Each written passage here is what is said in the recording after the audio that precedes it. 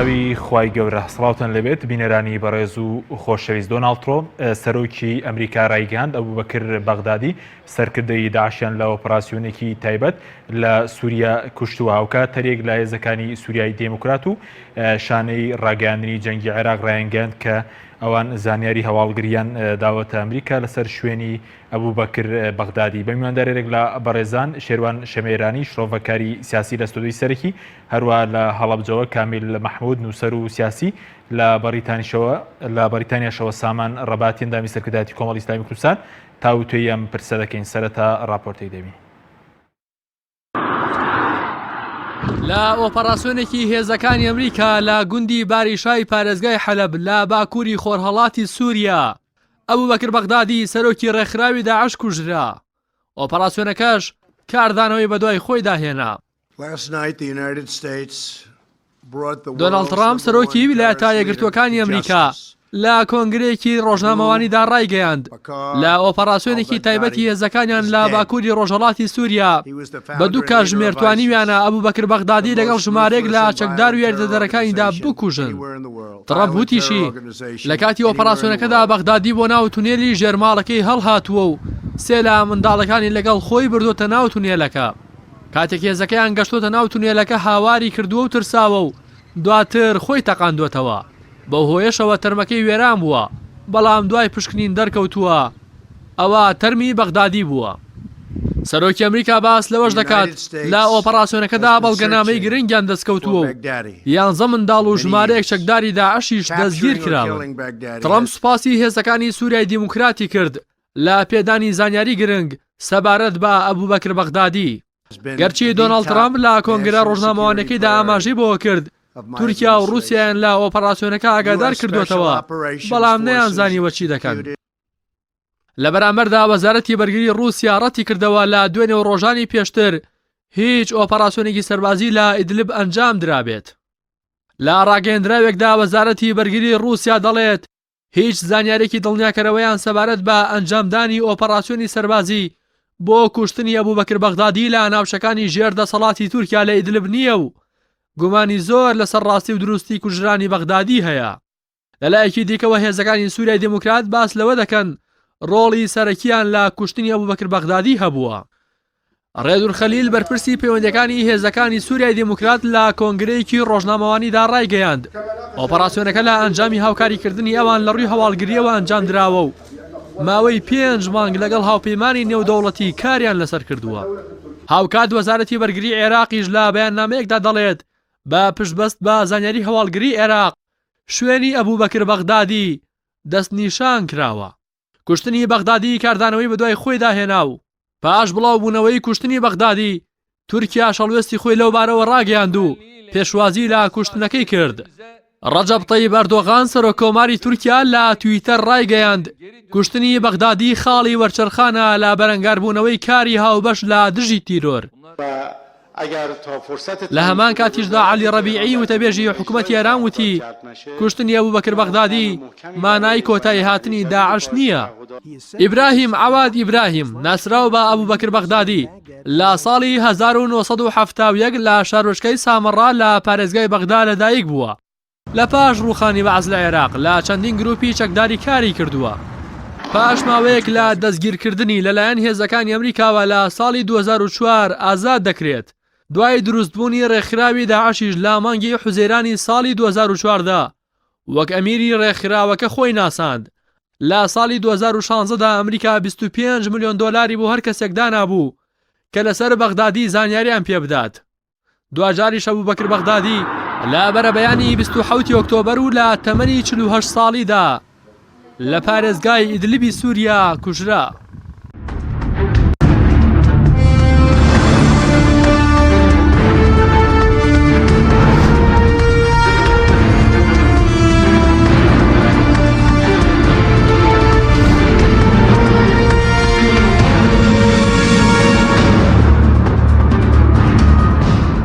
جارێکتر سڵاوتان لەبێت بینەرانی بەڕێز، سوپاس بۆ میوانەکانمان کاک شیروان بەخێر بێنەگەر لە بەڕێستانەوە دەست پێ بکەین. سەرنجی بەڕێزت لەبارەی کوشتنی بەغدادی لە پارێزگای ئیدلب لە گوندێکی پارێزگای ئیدلب لە سووریا لەلایەن ئەمریکیەکانەوە چی؟ سپاس. بسم الله الرحمن الرحیم. ئەوە زیاتر لێکدانەوەیەکی سەربازیانەی ئەوێ بەڵام ئەوەی کەوا سەرنجی منی ڕاکێشت بوونی بەغدادی لەو شوێنە وەک ئێستا هەواڵەکان ئەڵێن لە ناوچەیەکە لەژێر دەسەڵاتی جەبهەی نووسڕایە جەبهەی تەحریری شام کە بەشێکە لەو ئۆپۆزیسیۆنەی کە سەر بە تورکیایە ئەوانەی کەوا ئێستا لە ناو سوپای سووریای دموکراتە هاتوون لەگەڵ تورکیا سووریای سووریای نیشتیمانی سووریای ئازاد هاتوونەتە ناو خاکی سووریا لەگەڵ سوپای تورکیا بەشێک لەوانە جەبهەی نووسڕەیان تەحریری شامە ئەو لادەیەیان ئەو شوێنێکەوە ئێستا پێ ئەوترێت تیا کوژراوە بەغدادی لەژێر دەسەڵاتی ئەو بەرەیایە بەرەی نووسڕێ ئەوە زیاتر سەرنجی منی ڕاگەشت ئەوی تری مانی یان نەمانی کوشتنی یان نەکوشتنی ئەوە زۆر گرنگ نییە بۆ شکلە چونکە هەرە بێ بکوژرێ قابل بۆی کوێ ئەڕۆیانی ئەوەی کێمە ئەزمونونەکانی پێشەوە هەمویان ئەکوژرێن ئەوە گرنگ نییە بەڵامێکی ئەوەی کەوا لە پاش کوشتنی بەغدادی دروستە بیان ئەوەی کەوا داعش لە ماوەی 4 ساڵی ڕابردووە کردی ئەو ئاسەوارە خراپەی کەوا بەجێهێشت ئەوە زیاتر ئەکرێ باسی لێوە بکرێت بەسی بۆچی وتت شوێنەکەی جێی سەرنجە کە لە گوندی باریشە لە ژێر دەسەڵاتی مثلەن تەحریری شام چونکە ئەوە خۆی تورکیا بەسەرەوەی لەوێ مثلەن کوژرا ئەو گروپە لە سەرەتا لە ئاساسا بەشێکە لە قاعیدا بەشێکە لە ڕێکخراوی قاعیدا ئەوە لەگەڵ داعیشی شەڕیان بوو ینی تا ئاستی کوشتن و کوشتاری یەکتر یعنی بوون بە دوو بەرەی جیاواز پاشان تا ئێستا ئەو ڕاستە لە قاعدە جیابۆتەوە ئەو جەبهە بەڵامەکی هێشتا ئەفکارەکانی قاعدەی هەیە واتە بەشێکە لە قاعدە دوم لەگەڵ داعیشە شەڕیان بووە سێم ئەو گروپە سەر بە ئۆپۆزیسیۆن لەناو بەشێکە لە سوورەی ئازاد سوورەی دموکراتیان سوورەی ئازاد کە ئێستا لەگەڵ سوپای تورکیایە ئەوە بە هەموو پێوەرێک جێگای گومانە یان ئەمریکەکان ڕاست ناکەن یان ئەمریکەکان ڕاست ناکەن و ئێستا ڕووسەکان گومانی ئەخانە سەر ئەڵێن ئەمە بەشێکە یان سینەرۆیەکە دروست کراوە ئەمریکەکان ڕاست ناکەن و دۆناڵد ترامپ ئەڵێ ئێمە ئەگادای رووسیامان کردووە جەنەراڵە رووسیەکان ئەڵێن شتیوانی ئەستن کردەوەی وا و ئەلیکۆپتەر ئەستن لەو شوێنەیە ڕووی نەداوە ئەمە یەک دوو لەلایەکی ترەوە ئەگەر لەویا بێ چۆن ئەبێ لە ناو شوێنێکا بێ لە ناوچەیەکا بێکەوە لە ژێر دەسەڵاتی ئۆپۆزیسیۆنێکایە ئەو ئۆپۆزیسیۆنە ئێستا لە ناو سوپایەکایە ئەو سوپایە بەخۆی بە ئەنتی داعش ئەناسێ و بەشێکە لەو سوپایەکەوە پشتگیری لەلایەن تورکیا وەرەگرێت بەس وەکو هەواڵگیریانی زۆر لایانی قسە هەبوو لەسەرەوەی کە بۆ منە هێزەکانی سووریای دموکراتیان و بە هاوبەشی هەواڵگیری ئێمە بووە وەزارەتی بەرگری عێراقشانی ڕەنگی بڵین جەنگی سەر وەزارەتی بەرگری عێراق دەڵێ ئێمە شوێنەکەمان دەستنیشان هەموو ئەوانە فشە ئەکەن ئەگەر بە تعبیرێکی کوردی پەتیانەی خۆمان بڵێن هەر ئەیانەوەیەکەوا بڵێن ئێمەش هەین ئێمە بەشێکین لەو بەرەیەکەوە دژی داعش ئەجەنگێ رووسیا ئەوە تا گومانی ئەخاتە سەرکەواتە هیچ ڕۆڵێکی نەبووە تورکیا بە چەند کاتژمێرێک پێشتر ئاگادار کراوە کەواتە ئەوژ ڕۆڵی نەبووە ئێرانیەکان ئاگاڵێن ئاگاداریان کردین کەوە بەغدادی کوژراوە ئەمە سێ بەڵام بۆی هەیەکەوە سوپای کۆبانێ مەزلوم کۆبانێ و سوپای سوورێ ئازاد کوردەکان بە بڵێن ڕۆڵێکیان هەبێ بە تایبەت دۆناڵد ترامپ ستایشی کوردەکانی کرد و ئێستاش پێش دوو کاتژمێر کە دوو کاتژمێر پێش ئێستا مەزلوم عەبادی بە تویتێک لەسەر نەکەی خۆی بەڵێ کۆبانێ وتی وتەبێژی داعشیشمان کوشت کە وەزیری دەستەڕاستی ئەبوو بەکر بەغدادیە لەلایەن ئەوە هەواڵەکە ڕاگەیەندرا دوای کوشتنی بەغدادی واتە ئەکرێ ئەوان لەبەر ئەوەی کەوا لەسەر زەوین ڕۆڵێکیان هەبوو بێ بەڵام ئەوانی تر عێراق ئەوە هەر ئاگای لێ نییە عێراق لەو ئاستایانیەکەوە ئاگای لە ناو شارەکەی خۆی نیە ئێستا بڵێ من بەغدادیم دۆزیوەتەوە بۆ ئەمریکا سپاس دەکەم دەتەگرێم بۆ لای بەڕێزت ئەگەر بچینە لای کاک سامان کاک سامان زۆر سپاس بۆ بەشداریتان دەمەوێت سەرنجی بەڕێز بزانم لەسەر کوشتنی ئەبوو بەکر بەغدادی لەلایەن ئەمریکیەکانەوە و پێ دوایە ئەم جارە دۆناڵد ترامپ وەکو دەستکەوتێکیش بۆ خۆی بەکاری دێنێ بە تایبەتی دوای کشانەوەی هێزەکانی ئەمریکا لە سووریا فشارێکی زۆر لە ناوخۆی ئەمریکا لەسەر دۆناڵد ترامپ دروست بووە سەرەتا سڵاو و ڕێز بۆ بینەران و بۆ میوانە بەڕێزەکانیش وەڵا سەرنجی منی لەسەر ئەو بە تایبەتی کە ترامپ ڕاگەیاند و سپاسی چەند لایەنێکی تر کە بەشدار بوون هاوکار بوون لەوانە تورکیا و رووسیا و کە ئەوی جێی سەرنجە بەڕاستی وتی شەڕکەرە کوردەکانیانی هەموو جارە ترامپ کورد ینی بە ناوی ئیدارەیە یا ناوچەیە کە بەدەستیانەکرایە حکمی ذاتی بە ئیداری خۆری بێ شتێک بێ بۆ نایان ناهێنێ هەر بە شەڕکەر نایانەبە و لە دووبارەکردنەوەی قسەکە شاوتی ئێمە تەنسیقمان هەبوو لەگەڵ تورکیا و هەندێک لە زانیاری کوردەکانیش بە سوود ئەوە اعترافی کرد بەڵام کوردەکانی بە ناوی شەڕکرد ناوبردو، بەڵام ئەوەی تورکیا زیاتر بە ئەهمیێتەوە باس کرد. بەڵێ بە تاکید پاڵنەری کێشەی ناوخۆی ئەمریکا بە تایبەتی کە ڕوبەڕووی ترەمپ بۆتەوە. ئەگەر بیرتان بێت لە کوشتنی بن لادنیشا عینی قەزێ هەبوو کە باراک ئۆباما بۆ خولی دووەم بەکاری هێنا و لە حەملەکەشا هەر قسەی لەسەر کرد. ئەوەی جێی سەرنجە دیسانەوە لێران بڵێم کوشتنی ئەو بڵێن هەم بەغدادی لەگەڵ بن لادن لە پێشتریش تقریبا بە هەمان شێواز بوو، بۆ یانی ڕێکارێکی تر هەڵ نەبژێرا لەوەی بن لادن تەرمەکەشان کە خسوانتە بەحرەوە بزانین ئەمە چی لێکەن، ئانیزان ئایا تەرمەکە تسلیمی کە سوکار و عشیرەتەکەی ئەکەنەوە یا جیهەتێک کە بتوانێت تحقیق لەوە تەرمەکە ئایا حەقیقەتەوە ئەو کەسە ئەوەیانە. باڵێ بەس سەبارەت بۆی کەوتت ئەوەی کە ترامپ سوپاسی تورکیا و رووسیا و کوردەکانی کرد جێی سەرنجەرە چجا جێی سەرنج بوو لە کاتێکە بۆنۆن ڕووسەکان دەڵێن ئێمە ئاگداری ئەوە نین؟ لەوە جێی سەرنجەکە ئەڵێ شەڕکەرە کوردەکان یعنی وەکو بڵێ کوردی بەس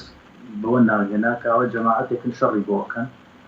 یعنی قسە مەبەستم تعبیرەکەش لەوە تعبیرە عادەتەن ئەم سەرۆکانە کاتە قساکەن هەموو کەلیمەیەک اعتیباری بۆ دائەنێ کە مەغزایەکی لێ بەڕاستی، یعنی ئەو کورد هەر وەکو شەڕکەر سەیرەکا و هیچی تر. بەڵێ پێ دوای ئەگەر وەکو شەڕکەر سەیری کا شتێکی خراپە کە پێشتریش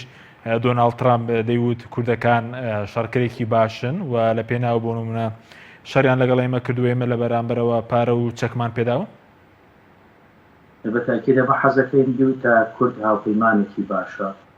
هاوپەیمانێکی استراتیجی ئێمەیە، ینی بەڵام کە کاتێک ئەڵێ شەڕکەریانی ئەو کاتێک کە شەڕی هەبوو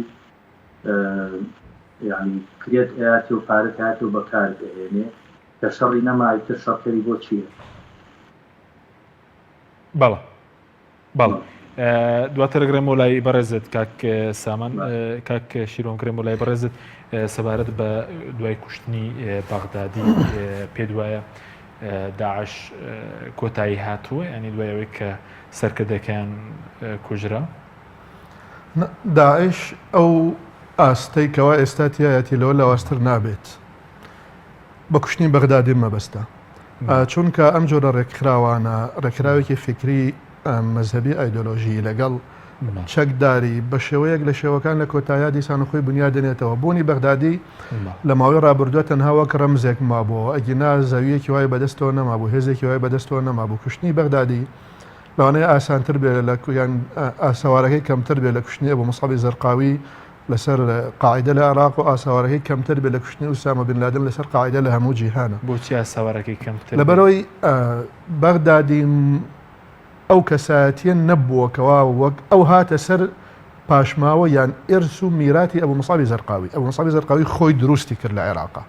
ئوسامە بن لادن خۆی ڕێکراوەکەی خۆی دروست کرد لە هەموو جیهانە. بەغدادی هاتە سەر میراتیەک، ئەو کەسایەتیە نەبووکەوا لە ئاستێکی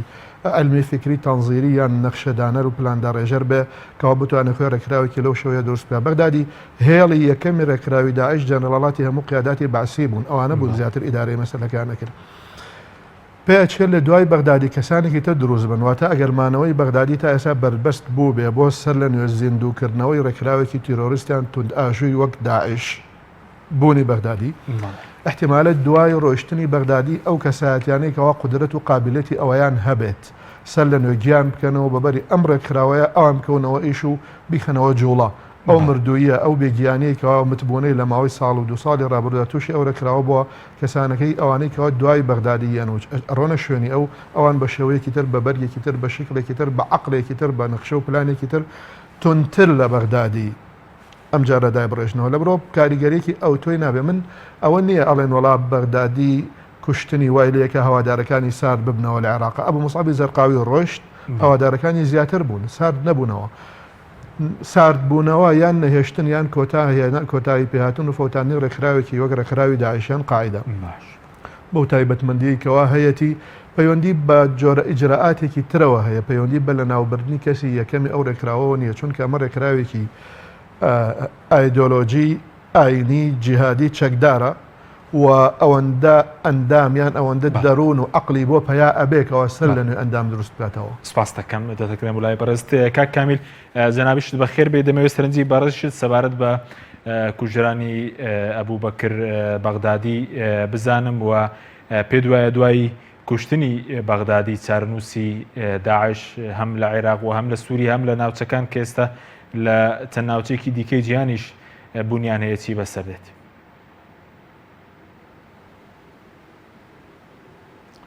بەڵێ بسم الله الرحمن الرحیم سڵاو بۆ ئێوە بۆ میوانە بەڕێزەکان بۆ بینەرانیش طبعا هەموو جۆرێک لەم کارانەی کە ئەمریکا لەناو ئەم ململانێ بە تایبەتی لە ناوچەی ڕۆژهەڵاتی ناوەڕاست و لە عالەمی ئیسلامی ئەیکا هەموو شەکانی زیاتر جێی گومانن ئەو گومانانەی کە لەسەر ئەم ئۆپراسیۆنە سەربازیە ئەمنیەی دوێنێش کرا بۆ لەناوبردننی ئەبوو بەکری بەغدادی ئەوەش کۆمەڵی پرسیار هەڵەگرێ کاکشیروان هەندێکی وروژان بەڵام ئەوەی کەماوە بیڵێن ئەوەیە کە ئەم عملیەیە هاوکاتە لەگەڵ کشانەوەی هێزەکانی ئەمریکا لە سووریا هاوکاتە لەگەڵ کۆمەڵی کێشە و گرفتی ناوخۆیی ئەمریکی کە تایبەتە کە پەیوەستە بە سەرۆکایەتیەکەی ترامپەوە ئەو پرسیارانە کە دروستە بێ ئەوەیە کە ئایا پێشتر ئەمریکیەکان توانای ئەوەیان نەبووەکەوە زەبرێک لە سەرکردایەتی بزوتنەوەی داعش بدەن حرەکەی داعش بدەن بۆ بە تایبەتی بەرپرسە یەکەمەکەی کە ئێستا لەناو ئەبرێت یان ئەمە مەشهەدێکە لە مەشهەدەکان یا لەو سیناریوانەی کە ئەمریکیەکان و هێزە مخابراتیەکان خۆیان دەستیان هەیە لە داڕشتن و دروستکردنیدا بەڵام ئەوەی کەوا ئێمە توانین بێڵێن ئەم بزوتنەوەیە خۆی بزوتنەوەیکی فیکریە بە لە ناوچوونی داعش بە لە ناوچوونی سەرکردەکەی ناتوانین بڵێن لە ناوەچێ ئێمە چەندین نمونەی ترمان هەیە بزوتنەوەی تالیبان ینی حکوومەت بوو دەوڵەت بوو موسساتی خۆشی هەبوو هەموو حرەکەکە دەوڵەتەکەیشی ڕوخێنرا ئێستا ئەمریکا خۆی ناچارە لەگەڵ یانەدا ئەنیشە گفتوگۆیان لەگەڵاکە دوای ئەوەش بزوتنەوەی قاعیدە ئەویش هەر سەرکردەکەی وسام بن لادن تیاچ و بەڵام ئەیمەن زەواهیری هات و بزوتنەوەکە تا ئەندازەیە لە سووڕی متبوونی خۆیان تێویش پەیوەستە بەو ململانەیە کە ئەو بەو ئینشقاق و جیابوونەوەی کە بزوتنەوەی داعش دواتر لێ جیابوویەوە داعش خۆشی لە عێراق و لە سووریا کۆمەڵی سەرکردەی تیاچ و بزوتنەوەکە هەرمایەوە ئەم بزوتنەوانە هەر ئەمێنێن مانەوەکانیشی بە دەرەجە یەکەم پەیوەستە لەو فیکرەتون ڕۆیی کە لە ناو زیهنیەت و عقلێتی ئەو کەسانە هەیە کە لە ناو بزوتنەوە ئاینیا هەیە بەشەکەی تریشی پەیوەستە بەو ئیسیدراجەی مخابراتەکان ئەیکەن ئەو بزوتنەوانە پەلکێشەکەن بۆ ناو ساحەیەک و بۆ مەرامی خۆیان زۆر جار لایەن ئەدەن لە ڕەوتە ئەیان بەنە ناو هەندێ حاڵەتەوە کە لەوانەیە خۆیان لە سەرەتا بیریان لەوە نەکردبێتەوە یاخود ئامانجان ئەوە نەبوو بێکو ئەوەی کەوا لە ناو سووریا و لە عێراقا ئەنجام درا ینی خەرقی ئەمنی و مخابراتی لەلایەن هێزە غەربیەکان و لەلایەن هێزە هەرێمایەتیەکانیشەوە بۆ ناو بزوتنەوانە ئەمە بینین بزوتنەوەیەکی تونڕەوی وەکو داعش ینی لە ناو فیکری ئیسلامی و ساحەی ئیسلامی و بزوتنەوەی ئیسلامی جیهان عالەمی ئیسلامیە هێزی تونڕۆ هەیە و ئینکاری ناکرێت بەڵام هەمیشەم هێزە تونڕەوانە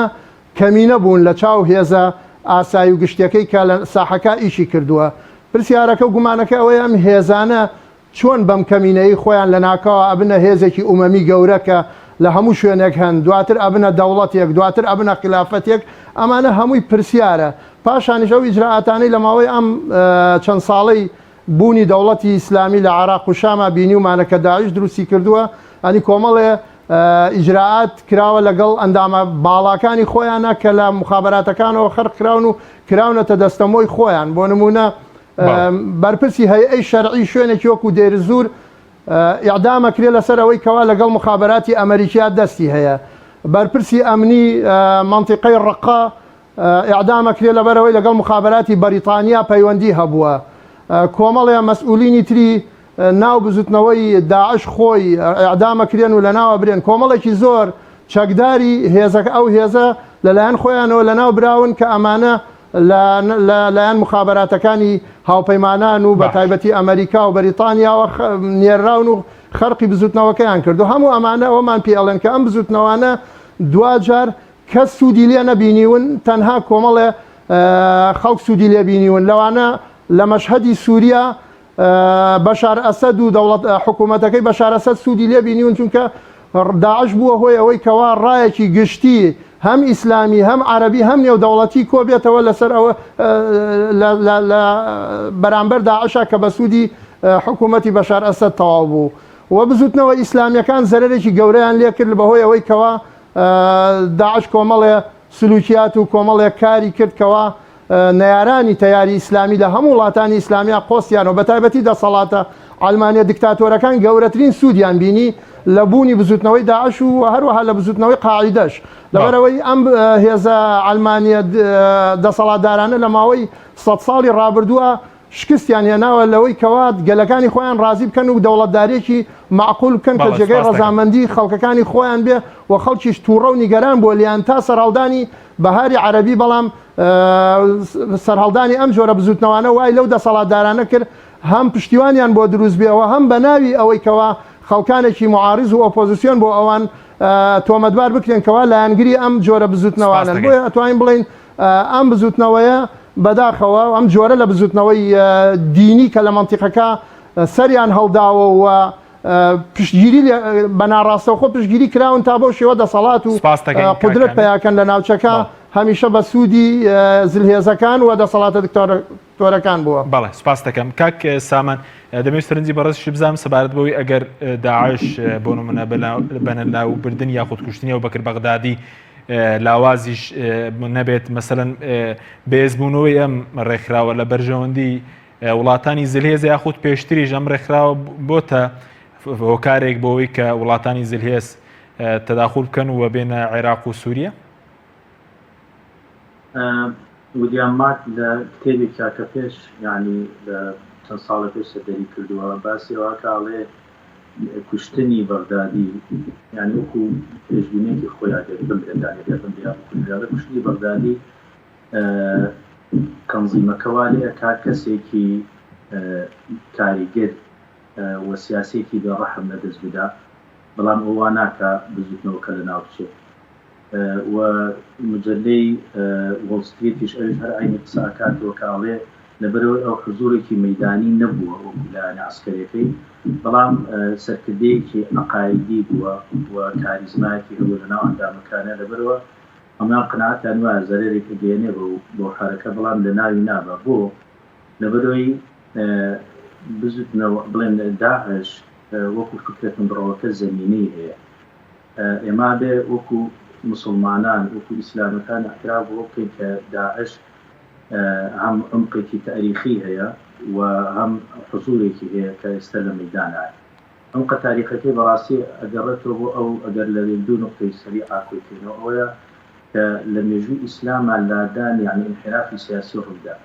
لە کاتی مسلمانان لە شورا و لە هەڵبژاردننی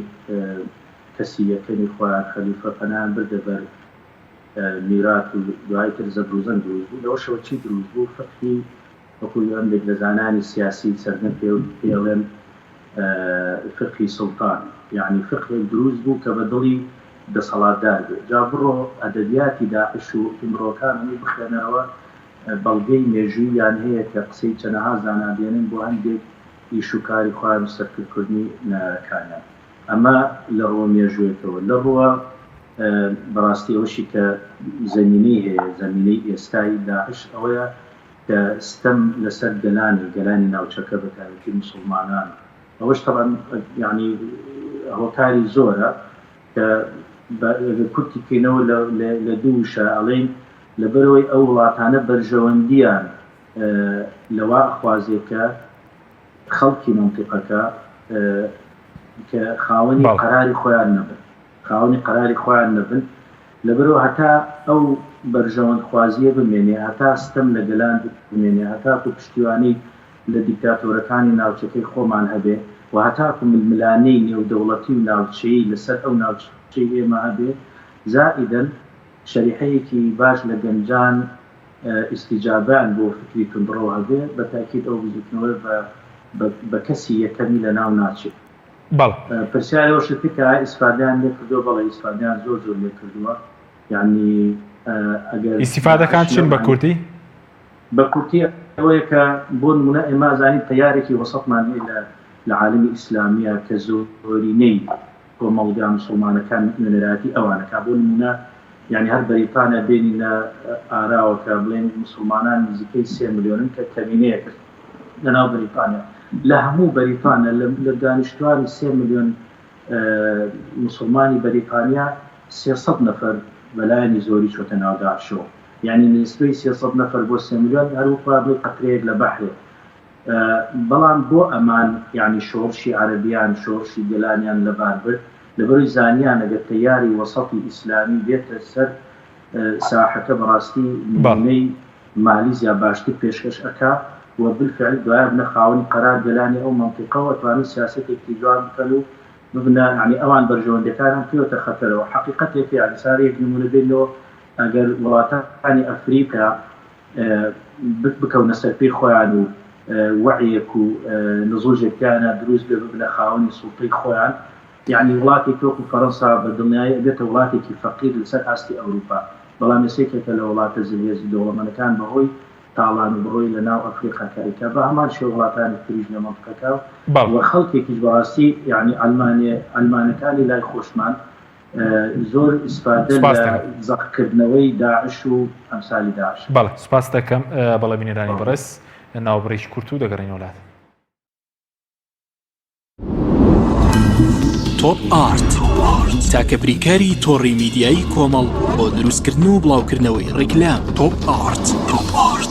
ئایا تا ئێستا بیرت لەوە کردوتەوە کە ئینتەرنێتێکی بێسنوور بەکاربێنیت یان بیرت لەوە کردوتەوە کە بۆ هەفتەیەک یان 2 هەفتە ئینتەرنێتی بێسنوور بەکاربێنی سەرەڕای هەموو ئەمانە تا ئێستا بیرت لەوە کردوتەوە کە بۆ یاری ئەلکترۆنیەکان ئینتەرنێتی بێسنوور بەکاربێنیت؟ بێگومان نەخێر، فانسی نێت هەموو ئەم کێشانەت بۆ چارەسەر دەکات. تۆش دەتوانیت بۆ ماوەی هەفتەیەک یان 2 هەفتە یان مانگێک بەردەوام بێسنوور لەگەڵمان بیت. ئێستا خزمەتگوزاریەکانمان لەم شوێنانە بەردەستە: سلەیمانی، شارباژێر، شارە زوور، هەڵەبجە، سەی سادق، عربەت، پێنجوێن، بازیان، تاسڵوجە و زەرگوێز. فانسی نێت، هەمیشە ئینتەرنێتی بێسنوور. کارگەی شربەتی خاڵقی گیرەوەی خاڵقی بە تامەکانی پرتەقاڵ، مێوەژ، هەنار، لیمۆ و مۆز و ئەنەناس بەرهەم دەهێنرێت. تەواوی تامە سروشتیەکانی شربەتی خاڵقی وێنەی باخێکی پڕمیوەیە. کارگەی شربەتی خاڵقی لەگەڵ 24 ساڵ ئەزمون و بەتامی سروشتی. ناونیشان سلێمانی ناوچەی پیشەسازی 2 پشت ئەلبیستەکە. کارگەی شربەتی خاڵقی. هەمومان حەزمان لە برنجە. برنجێک تامی ڕاستەقینەی برنجمان پێ ببەخشێت. بازار جمەی دێت لە برنج، بەڵام بژاردەی من برنجی دۆلفینسیە. بە تام و بۆن هاوشێوەی برنجی کوردیە. 100% سروشتیە. برنجی خڕی دۆلفینسی شێفە گەورەکان سەرسامەکات. بۆیە بێ دوودڵی بژاردی من و کابانی ماڵە. تا ئێستا زۆر جۆری برنجم تاقی کردوتەوە، بەڵام هیچیان وەک دۆلفینسی نییە. تامێکی ترە ئێوەش دەتوانن تاقیکەنەوە. دۆلفینسی باشترینمان بە هەڵبژاردن. تۆپ ئارت تاکە بریکاری تۆڕی میدیایی کۆمەڵ بۆ دروستکردن و بڵاوکردنەوەی ڕیکلام. تۆپ ئارت.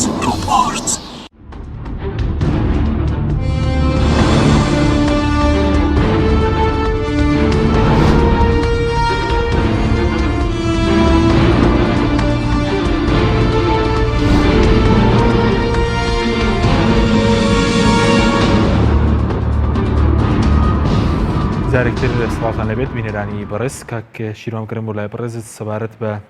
زیانەکانی داعش پێ دوایە چی بوون هەم لە عێراق و هەم لە سووریاوە بۆ کێ زیانێ بۆ کێ سوودی هەبوو؟ داعش لە طبعا امتدادی قاعدەیە واتە ئەو بەڵگانەی ئەو هۆکارانەی بوون بەوەی کەوا داعش دروست بێەوە بەو شێوەیە پەل بەهاوێ هەمان هۆکارن کەوا بوون بەمایە دروستبوونی قاعدە هەر لەسەرەتەوە لە ساڵی 2003 قاعدە لە کاتێکە کەوا دروست بوو دژ بە داگیرکەری ئەمریکی هات دروست بێ و ڕزگارکردنی عێراق لە چوارچێوەی تێگەیشتنە کە پێیاڵێت تێگەیشتنی فێرقەی ناجیە یان ئەهلی سونە و جەماعە هەر شتێکی تر. داعش تۆزێ مەسەلەکەی تایبەتتر کردەوە یان بە بڵێن خاڵیکەی خستە سەری بێجگەل لە ئەمریکیەکان ئەمە زیاتر لەگەڵ حکوومەتی عێراقی شەڕیانە کرد بە ئەتیباری ئەوەی کە ئەمان هاتن وتیان ئێمە دش بە ڕافێزەین دش بە حکوومەتی عامیلەین هاتوین خزمەتی ئەهلی سونە و جەماعەت واتە بۆ بەرژەوەندەی ناوچە سونیەکان لە چوارچێوەی فکرێکی سونیە. بەڵام ئەگەر تەماشای ئاساوارەکانی بکەیت جێکەوتەی ئەوەی کەوا بەجێ هێشت لەکات لە کاتی مانی و ئێستاش بەڵایەکی ڕەش بووە بەسەر ناوچە سونیەکانەوە.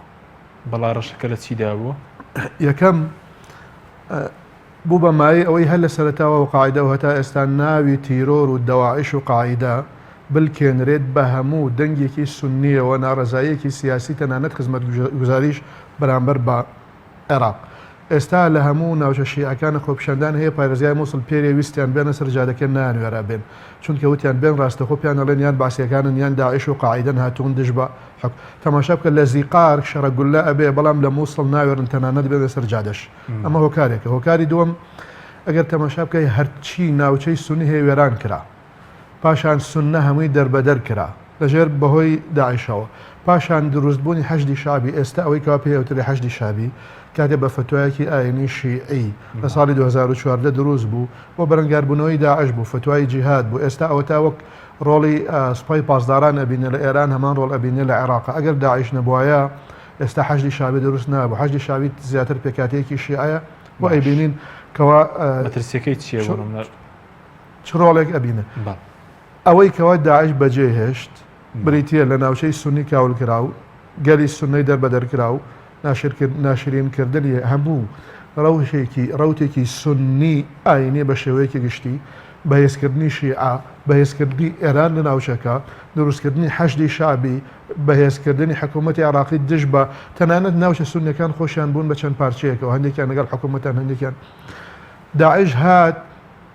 محاربەی ئەهلی سونەی کرد. داعش هات پۆلیسی سونەی کوشت پارێزگاری سونەی کوشت ئەندامی حزب ئیسلامی سونەکانیان گرت و کوشتیان. داعش هات مزگەوتەکانی سونەی تەقاندەوە. داعش هات گەلی سونەی ناوچە سونیەکانی دەربەدەر کرد. داعش هات مێژووی فۆلکلۆری یان کەلتوری و شارستانەتی هەموو ناوچە سونیەکانی کاول کرد ڕوخاندی. لە پاڵ هەموو ئەمانە لە هەموو ئەمانە ترسناکتر بریتە لەو فکرە توندڕەویە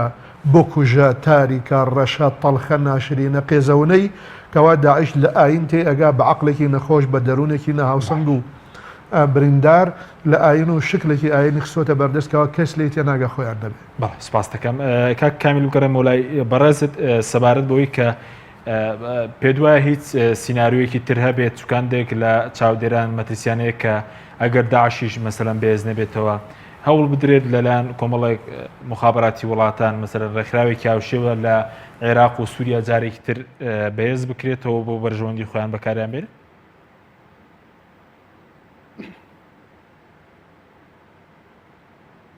طبعا دروستبوونی داعش و جۆرەکانی داعش پەیوەستە بە ئەو زمینەی ئەم جۆرە بزوتنەوانەتیان نەشونما ئەکەن یا دروستە بن. زمینەی دروستبوونی ئەم جۆرە لە بزوتنەوەی وەکو داعش زمینەیەکە کە پڕە لە سیراعاتی سیاسی سراعاتی ئەتنیکی سراعاتی مەذهبی کە هەمووی وجودی هەیە لە ئەم ناوچەی ئێمە بە تایبەتی ئێستا لە عێراق و لە سووریا. بۆیە ئەو زمینە لەبارە ڕەخسا بۆ ئەوەی کەوا داعش تونتر لە قاعدە کە قاعدە پێشتر وەکو مامەساوتی لە هەناوی قاعدەوە هاتە دەرەوە بەڵام تونتر لە قاعدە تەعامل بکە لەگەڵ ئەو ساحەیە کە لەسەری کارەکە. بۆیە ئێمە ئەبێ بگەڕێنەوە بۆ زمینەکە هەتا ئەو زمینەی کە ئێستا هەر بەردەوام وجودی هەیە و بوونی ماوە بمێنێت ئێمە بێ چاوەڕێ ئەوە بکەین ئەگەر داعش نەمێنێ شتێکی کە بێتە سەر گۆڕەپانەکە و دووبارە لەوانەیە لەو تونتریش بێ لەبەرەوە چارەنووسی ینی بارودۆخەکە وابەستە نەکراوە بە بوونی بزوتنەوەیەکی وەکو داعشەوە. داعش نەماوە ئیتر ساحەکە بێ بە شامی شەریف ئەو شامە ئێستا ئەکوڵێ خۆی بۆ خۆی و عێراقیشە ئەیبینین چۆنە و سیراعات و ململانیەکانیش لە ناوچەکە بەردەوامە و بەردەوامی ئەم سیراعات و ململانیەش ڕێگە خۆشەکە بۆ ئەوەی بزوتنەوەی تریش بێتەکایە ئیتر بە ناوی دینەوە بێوە تەنانەت بە ناوی غەیری دینیشەوە بێ. بەڵام ئەوەی لەبارە زیاتر ئەوەیەکەوە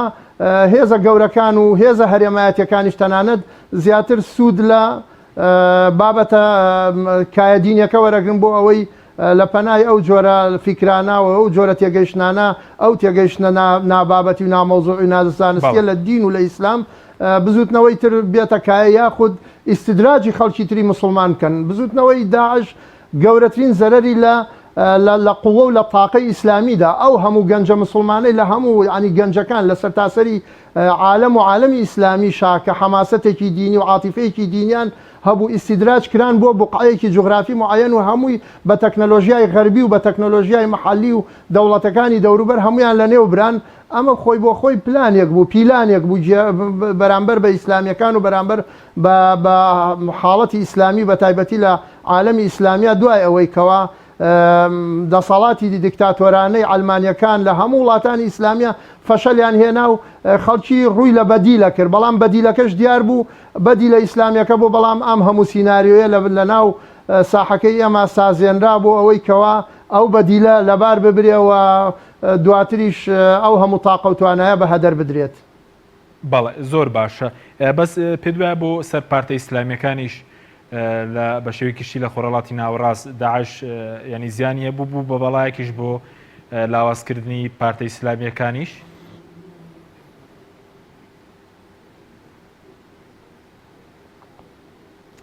ینی ئەوەی کە ئێمە دیمان لەو مەقاتع ڤیدۆیانەی کە من بۆ خۆم لەوانەیە تا ئێستا لە سەدا بیستیم نەدیوە چونکە جورئەتم نەکردو هەر سەیری بکەم ئەوانەی کە بڵاو کراونەتەوە هەموو ئەوانەی کە کوژراون زۆربەی هەرە زۆری مسلمان بوون زۆربەی هەرە زۆریشی ئەهلی سونە بوون. یعنی ئەوەی کە ئەوان بەسەر ینی تونتر بوون بەرامبەر بە ئیسلامیەکان زۆرجار ینی بەرامبەر بە حرەکاتی ئیسلامی تەنانەت بەرامبەر بە خۆیان کاتێک کە داعش دروستە بێ جەبهەی نوسرا لەگەڵ جەبهەی نوسرا چی نەما بە یەکتری نەکەن لەگەڵ هێزە ئیسلامیەکانی تری سەر ساحەکە هەموو شتێکیان کرد. ینی ئەوەی کە بەرامبەر بە هێزە ئیسلامیەکانی تەنانەت ناو ساحەی سووری ناو ساحەی عێراقی کردیان بەرامبەر بە هێزە ئەمریکیەکان یاخود بەرامبەر بەو هێزانەی کە حکومڕانن لە عێراق لە سووریا ئەوەشیان نەکردو. لەبەرەوە ئەوان بەڕاستی زەرەرێکی گەورەیان لەسەر ئاستی مەحەلی لەسەر ئاستی هەرێمایەتی لەم ناوچەیەدا و لەسەر ئاستی عالەمی غەربی و ڕۆژئاوایش یعنی وێنەیەکی ناشرین درا بە ئینسانی ڕۆژئاوایی کە خەڵکە نوخبەکەیان بەرەو ئیسلامە هاتن خوێندنەوەی دروست و تایبەتیان بۆ ئیسلام هەبوو. بەڵام ئەم بزوتنەوە تونڕەوانەی وەکو داعش و پێشتریش وەکو قاعیدە و هەر بزوتنەوەیکی تری لەو شێوانەی کە پەیوەست بوو بەوانەوە وای کردە کە غەربیەکانیش مەشغوڵ بن بەوەی کەوا بەدواداچوون و ئەوانەیان بەو شێوەی وەکو جاران نەمێنێەوە وی ئەعلامی غەربیش کاری لەسەرەوە کردکەوە ڕایەکی عام دروستکە لەسەرەوەی کەوا ئەمە وێنە حەقیقەکەی ئیسلامە کە داعش ئەی خاتە ڕوو بۆ ئێوەی ڕۆژئاوایی بۆ نوخبەی ڕۆژئاوایی کە خەریک بوو بەرەو ئەوە چونکەوە ئیسلام خوێندنەوە بەو شێوەیە کە هەیە بە شێوەیەکی زانستی و بابەتەکەی خۆی. بەڵێ زۆر باشە بەس پێ وایە مانەوەی ئەم ڕێکخراونە بە تاو لە ناوڕەچوونیان دەبێتە هۆکارە یاخود بەوەی کە هەر کاتێک وڵاتانی زلێزبیانەوێت دەستێوەردانی زیاتر بکەن لە عێراق لە سووریا یاخۆکو پاساوێک بۆ مانەوەی خۆیان بە تایبەتی مەسەرەن لە عێراق یاخود لە شوێنی تریش بەکاری بێنن؟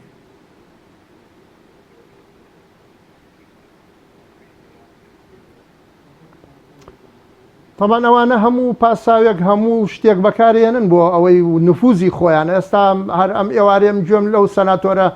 جمهوری ئەمریکیەکە بوو گراهەم کە گراهەم باسی لەوە کرد کە قەواعیدی لوعبەکە لە ناوچەکە ئاگۆڕێن نەک وجود و بوونی ئەوان بەڵکو جارێکی تر داڕشتنەوەیەکی نوێ بووە مەناطقی نفوزی خۆیان و بۆ تەعاملە ئەو تەعاملەی کە هەیمەنەی ئەوانی دروست کردووە لە ناوچەکە تەعاملیان ئەگۆڕێت تەکتیکیان ئەگۆڕێ ئینا استراتیژیانەوەیە کە ئەوان هەمیشە هەیمەنەیان بەسەر ئەم ناوچەیەوە هەبێ و ئەگەر نەیانتوانی هەیمەنەکەشیان بە شێوەیەکی ئەوەی کە ئاسایی بێ بۆ خۆیان ئیستیقرارێک دروست بێ و کە ئەوان هەیمەنەی خۆیان بەرقەرارکەن ئەوە ئەم ئیستیدراجی ئەم جۆرە لە بزوتنەوە تونڕەوەکانەکەن یا حرەکاتی ترەکەن بۆ ئەوەی کەوە فەوزایەک لە ناوچەکە دروستکە بۆ ئەوی وجودی ئەوان و جێپی ئەوان پارێزراو بێت. بەڵێ سوپاس دەکەین. کاک سامگەرم و لای بەڕێز وتت زۆر جار بەوەی پشگیریکردنی وڵاتانی زلهێز لە ڕژەمە دیکتاتۆرەکان وای کردووە کە نمونەی ڕێکخراوی وەکو داعش و هاوشێوەکانی دروست ببێت یعنی چۆن لەم ڕێەوە ڕێکخراوێکی وەکو داعش و هاوشێوەکانی دروست دەبێت؟ ینی ئەوان عادەتەن ئێستا داعش ئەگەر خۆی قسە بکە وەکو ئێمە قسە لەسەر خۆی ناکات وا قساکە کە پەیامێکی هەیە ئێستەم لەسەر گەلان هەڵگرێت لە گەلانی ناوچەکە کە بەهۆی داریکاری و بەهۆی ئەو سەرکردە سیاسیانەی کە لەلایەن غەرب و پشتیوانیەکرێن ستەمیان لێکرێ ینی ئەو بێژگە لە دافع دینەکە کە بەکاری دێنێت بەتاکید پشتیوانی ئەوان وەزائیدەن یعنی خاڵێکە زۆر گەنگە ئیشارەت کردین ئوش ئەوەیە بەرتەسکردنەوەی ئیشی یعنی ئیسلامی معتەدیلەکان کە ئەوانە نوێنەری ڕاستەقینی گەلانی مسلمانن کە ئەگەر جەنابتان وەکو ئەعلامێک متابعەتان هەبیانی سە ئیمارات لە یعنی لە لادانی مرسیە تەسریحیاندا یەکێک لە سەرکردە باڵەکانە بڵێ بەرپرسە باڵەکانە وتی ئێمە حرەکاتی سیاسی ئیسلامی لە ڕێک هەڵ ئەکێشین لە ناوچەکە یعنی ئەمانە چی ئەکابوو نمونە کە حرەکاتی سیاسی میان ڕۆ ئەوکودایکی ئەو بزوتنەوە سیاسیانە ئیسلامیانە وایە کاتێک بەرتەسکەکرێت و ئیشلیان گەنجەکانی عافین ینی سەرکردەکان ناتوان قەناعەتیان پێ بکەن کە ئارام بگرن سەبر بگرن تا ینی تەنانەت لە مێژووی میسرە کاتێک جەماعی ئیسلامی و تونڕۆکان و جەماعەتی تەکفیر دروستەبن سەبەبەکە ئەوەیە کە یعنی دەوڵەت پشتی خەڵکەمیانڕەوەکە لە جاتی بگرێت بەرتەسکی ئەکاتەوە مەجال بۆ ئەو تونڕەوانە ئەمێت و بە هەمان شێوە ئەو هێزەنێ و دەوڵەتانی کە پشتیوانی لەو دیکتاتۆرانە ئەکەن هەموو زەمینەیە بۆ گەشەکردنی فکری تونڕەوی. باشە کاتمەکەمەوە بەس بە کورتێک قسە لە سەرەوە بکەین ڕێکخراوی داعش ینی چەندە کاریگەری خراپیە بوو لەسەر بەرتەسکردنەوەی کارکردنی ڕەوەندی ئیسلامی لە وڵاتانی دەرەوە لەسەر ئەوەی کە پێشتر مەسەلەن میدیە ڕاگەاندنی غەربی کاری لەسەرەوە دەکرد کە ئیسلام بە شێوەیەکی ناشرین پیشان بدات یعنی ئەمە خزمەتێکی گەورەی بە وبارەکە داعش هەردووکیان خزمەتیان بە یەکتری کرد یعنی ڕۆژئاوایەکان مێژوویەکیان هەیە لە یەکتر قبوڵنەکردن هەتاکو لە دوای حربی عالەمی دووەم یعنی جەنگی جیهانی دووەم بەڕاستی بڵێ مفەکر و بیریاریان وەشێکیان بخوایان ناتوە کە عەقدێکی ئیجتیماعی بکەن لە نێوان خۆیانە و بتوانێت یەکتری قبوڵ بکەن ئەو وێنە ناشرینە لەسەر ئیسلام کە دروست بوو لە مێژووی ئەمانە کە کاتێک یعنی دێن ڕەبتێکەنەوە بە کردارەکانی داعش بەڕاستی ئەبێتە واقع و حەقیقەتێک لەلایەن و ئەوەش بۆ زانیاری هەموو لە یعنی لە وڵاتانە لە وڵاتانی ڕۆژئاوا هەم لە بەشە سیاسەکەی لە بەشی مخابراتی لە هەموو بوارەکانی تەنانەت لە بەشە دینەکە شاوکە حرەکاتی تەبشیروانە تەیارێکی تا ئیش لەسەر ناشرینکردنی ئیسلام و مسلمانانەکە ئایا دافعەکە ئەوەی کە مسلمانان نێنە ئەو وڵاتانە گیان نەبێتەوە یا هەر ئەوەیە کە پستی پێست بە ئەفزەل ئەزانن لەسەر غەیری خۆیان و حاصل کۆمەڵی هۆکار و پامەر هەن کە ینی بۆتە ینی دروستکردنی وێنەیەک لە مێشکی کەسێکی غەربیە کاتێکیش داعش دێتە پێشەوە ئەو تەسەڵوفاتانە ڕەوێ ئەنوێنێ سارێکە تا بەناو کۆمەڵی خەڵکا و خەڵکێک بێتاوان ئەکوژێ لەو شوێنەیە ئەم بەتاکید وێنەکە بەرجەستە ئەبێ لە بەرچاوانە و ئیعلامیش هەمیشە هەر شتێک مسلمانی کردی بێتی و توێتی تیرۆرە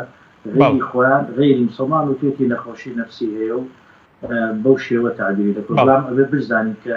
تەیارێکی باش هەیە کە بەرگری لە مسلمانانەکە لە ڕۆژئاوا جا مسلمانان چۆن ئەتوانن ئیشکەن لەگەڵ ئەو خەڵکە و ئەو بۆ جوانکردنی. بەڵێ کاک سامان زۆر بە کورتی کاتم نەماونی خولە کارگەشیە بۆ لەسەر بەردەستکردنەوەی کاری ڕێکخراوی ئیسلامیەکان لە وڵاتانە بە کورتی بەسپاس لە حدێکی باش لەبەر بەڕاستیم ڕێکخراوە ئیسلامەکان تەجربەیەکی باشیان هێن بەر و زۆریشان هەر لە وڵاتیا لەدایک بوونا تەمەنێکی باشیان بەڕێ کردووە شارەزایشن یعنی توانیویانە خوان بە دوور بگرن لە کۆمەڵی ئیجراعات بەڵام وەکو حکوومەت بەڕاستی کۆمەڵی یاسا دەرکراوە کە بە تەسکردنەوەی کۆمەڵێ چالاکیە هەرچەنە یعنی لەبەر وڵاتانە نسبەتێکی باشدارگەریکا و ئازادی استفاده لەوە کراوە. بەڵێ سپاس دەکەم کاک شیروان دەقەیەکیشی بۆ بەڕێزت بۆچی ئەگەر دۆناڵد ترامپ بۆ هەڵبژاردنی سەرۆکایەتەکەی سوود لە کوشتنی بەغدادی وەربگرێ بۆچی کورد سەرڕای هەموو قوربانی لە شەڕی داعشی دا بەڵامی چی دەست نەکەوت؟ قەناعەتم نییە ترامپ استفادە بکات لە کوشتنی داعش وەک چۆن ئۆباما استفادەی کرد لە ئەو لە بۆشش لە ئەبوو مەسابی زەرقاوی چونکە ترامپ ئەوەندە قەیران و ئەوەندە مشکلەی هەیە لە ناوخۆیە ئەوەندە دژایەتی هەیە ئەوەندە هەڵە و ئەوەندە کەوتنی هەیە بەم لەولایە کوشتنی داعش بەو شێوەیە بە شێوەیەکی کاریگەری بە ئیجابی ناشێتەوە لە بەرژەوەندی بە تایبەت ئێمە ئێستا لە مانگی دەین ئەو لە ساڵێک و مانگێکی کە ئینجا هەڵبژاردننی سەرۆکایەتی ئەمریکا کرێت. بەڵێ سپاس دەکەم. کاک کامیل زۆر بە کورتی ئەگەر شتێکت مابێ لەسەرەوەی کە دەبێت چی بکرێت بۆ ئیجارێکی داعش لە منتقەیە سەرڵاتەوە سەبارەت بە ڕۆڵی ئیسلامیەکانیش پێ دوای ئەو ڕۆڵە گرنگی کەیان بوو لە بەرەنگاربوونەوەی داعش لەمە دوا دەبێت چی بکەن مەوسم لە کوردستانە. سپاس دەکەم.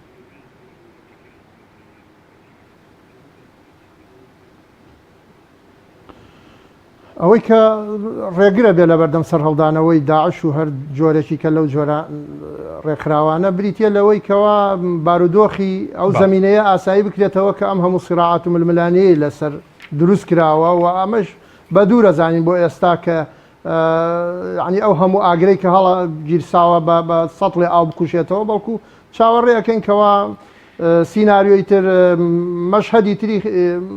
ئەگەر خوێناوی تر نەبێت لەمە وەکۆوانە سەر هەڵبداتەوە چونکە کوشتنی ئەبوبەکری بەغدادی من پێم وانە ینی تەسیرێکی ئەو تۆی هەبێت لەسەر ئەوەی کەوا هەم بزوتنەوەی داعششی تر کۆتایی پێبێەوە هەم بزوتنەوەی تر دروست نەبێتەوە هەموو ئەوانە وابەستن بەم زمینەی کە پڕە لە سیراعاتێک کە تا ئێستا چارەسەر نەکراوە. بەڵێ سپاس بۆ بەڕێزان کامیل مەحموود نووسەر و سیاسی لە هەڵەبجەوە هەروە شیروان شەمێرانی بەڕێوەبەری کۆربەندی جیهانی میانڕەوی لە هەرێمی کوردستان هەروە لە بەریتانیەوە سامان ڕەباتی بەرپرسی مەڵبەندی هەندەرانی کۆمەڵی ئیسلامی. سوپاس بۆ بینەرانی بەڕێز سوپاس بۆ ئەوکارم تا بەرنامێکی دیکە خواتان لەگەڵ.